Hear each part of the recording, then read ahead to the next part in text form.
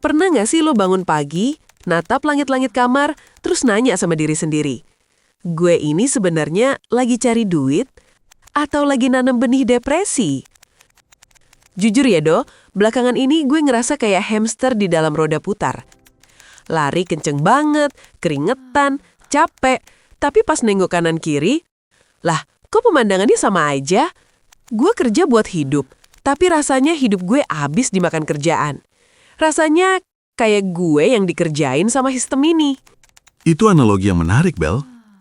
Hamster di roda putar. Kalau kita bedah pakai prinsip dasar berpikir, perasaan dikerjain atau terpenjara itu sebenarnya sinyal. Itu bukan sekedar perasaan lelah fisik, itu adalah konflik batin antara ekspektasi lo soal kemerdekaan finansial dengan realita ketergantungan lo pada gaji bulanan. Nah, itu dia, konflik batin. Masalahnya Do, banyak temen gue di tongkrongan juga ngerasa gitu. Kita kayak masuk penjara sukarela. Masuk jam 9, keluar jam 5 kalau beruntung. Dapat jatah makan siang, terus nunggu pembebasan bersyarat di akhir pekan. Bedanya kita nggak pakai baju oranye saja. Kenapa ya niat mulia cari nafkah malah jadi rasa terkekang gini? Karena ada pergeseran makna, Bel. Dulu manusia berburu untuk makan hari itu. Selesai berburu, ya istirahat. Sekarang kita berburu uang untuk kebutuhan yang nggak ada habisnya, plus status sosial, plus cicilan, plus gaya hidup.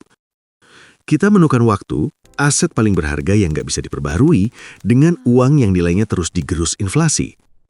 Rasa terpenjara itu muncul saat lo sadar bahwa lo nggak punya kendali atas waktu lo sendiri. Lo bukan lagi pemilik hidup lo cuma penyewa yang bayar sewa pakai jam kerja. Aduh, penyewa hidup. Jelek banget sih itu. Jadi intinya kita ngerasa terpenjara karena kita jual waktu kita terlalu murah demi validasi dan tagihan. Oke, ini masalahnya jelas berat. Tapi masa iya kita nyerah dan jadi pengangguran? Gak mungkin dong. Tentu nggak harus jadi pengangguran. Coba kita urai pelan-pelan. Akar masalahnya ada di 3 hal. Pola pikir, gaya hidup, dan ketidaktahuan finansial. Kita mulai dari pola pikir, Bel. Menurut lo kerja itu apa?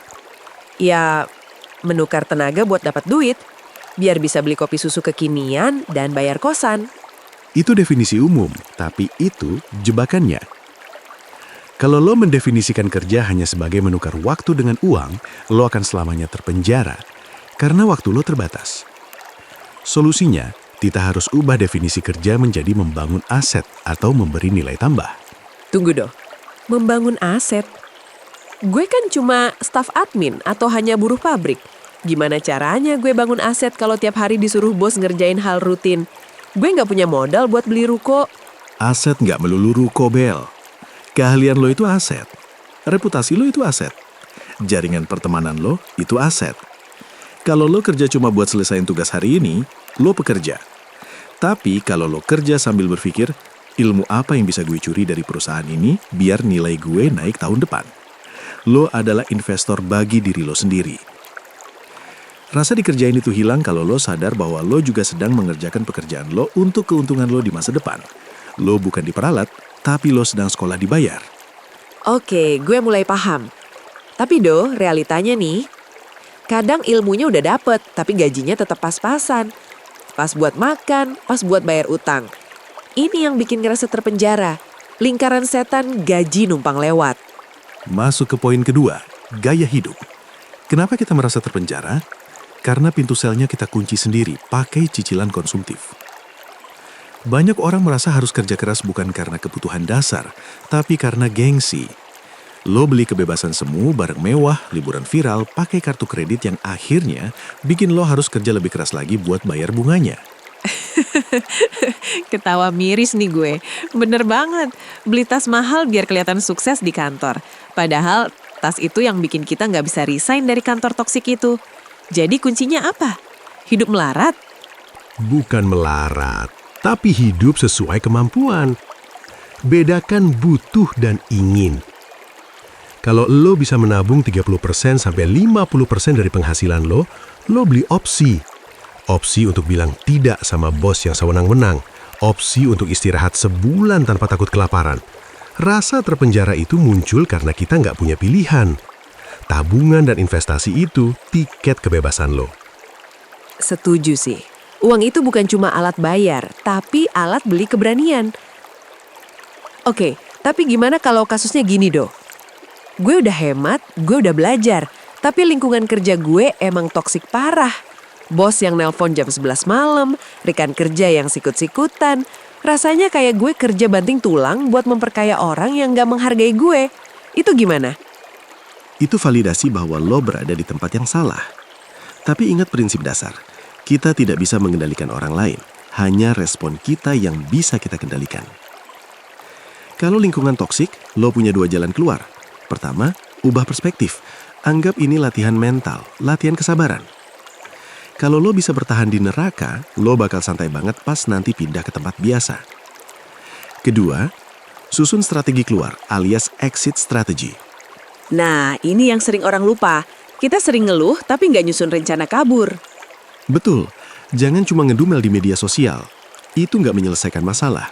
Mulai hari ini, sisihkan waktu 1 jam sehari di luar jam kerja buat bangun sekoci lo. Bisa belajar keahlian baru, jualan sampingan, atau sekedar perbaiki CV. Rasa terpenjara itu akan berkurang drastis begitu lo tahu bahwa lo lagi diam-diam membangun jalan keluar.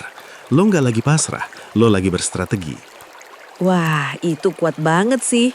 Jadi saat bos marah-marah, dalam hati kita senyum dan bilang, tunggu aja tanggal mainnya, Pak. Sekoci gue bentar lagi jadi. Itu ngasih kita kekuatan mental ya. Tepat sekali. Itu namanya mengembalikan kendali. Masalah terbesar perasaan terpenjara adalah hilangnya rasa kendali. Ambil balik kendali itu, sekecil apapun. Oke, Do, kita udah bahas soal ubah pola pikir jadi sekolah dibayar, soal gaya hidup yang jangan sampai jadi borgol sendiri, dan soal nyusun strategi keluar. Sekarang, buat teman-teman yang dengerin ini dan besok pagi masih harus ngantor atau buka laptop dengan perasaan berat hati, apa pesan pamungkas biar hati mereka lebih enteng? Kesimpulannya begini, rasa terpenjara itu adalah ilusi yang diciptakan oleh ketakutan kita sendiri. Takut miskin, takut nggak dianggap, takut masa depan. Padahal pekerjaan hanyalah satu peran dalam hidup kita yang luas ini. Sikapilah pekerjaan bukan sebagai tujuan akhir, tapi sebagai kendaraan. Kendaraan ini mungkin jelek, panas, dan mogok melulu. Tapi kalau lo tahu kendaraan ini sedang mengantar lo ke tujuan impian lo, misalnya modal usaha, ilmu, atau relasi, lo nggak akan merasa dikerjain lagi, karena lo yang menyetir bukan yang disetir. Gila, adem banget dengernya. Jadi jangan jadikan pekerjaan sebagai identitas diri ya. Gue bukan cuma seorang karyawan PT Maju Mundur, tapi gue adalah manusia yang lagi berjuang mewujudkan mimpi gue lewat jalan ini. Gitu kan? 100 buat lo. Dan satu lagi, nikmati prosesnya. Rasa sakit, capek, dan kesal itu adalah bukti bahwa lo sedang bertumbuh. Otot kalau mau jadi besar kan harus dirusak dulu seratnya lewat angkat beban. Mental lo juga gitu. Masalah dikerjain, ini adalah beban yang lagi membentuk karakter lo jadi lebih kuat. Wah, mantap. Jadi buat lo yang lagi ngerasa terjebak, tarik nafas. Lo nggak sendirian. Penjara itu pintunya nggak dikunci kok. Kuncinya ada di tangan lo, di tabungan lo, di skill baru yang lo pelajari, dan di pola pikir lo. Mulai hari ini, berhenti merasa jadi korban. Jadilah pemain utama di hidup lo sendiri. Terima kasih Aldo buat obrolan hari ini. Sekarang kepala gue jadi rasanya lebih ringan. Sama-sama Bel, semangat bekerja cerdas. Sampai jumpa di episode berikutnya. Jangan lupa, kerja itu kendaraan kita, bukan tujuan akhir kita.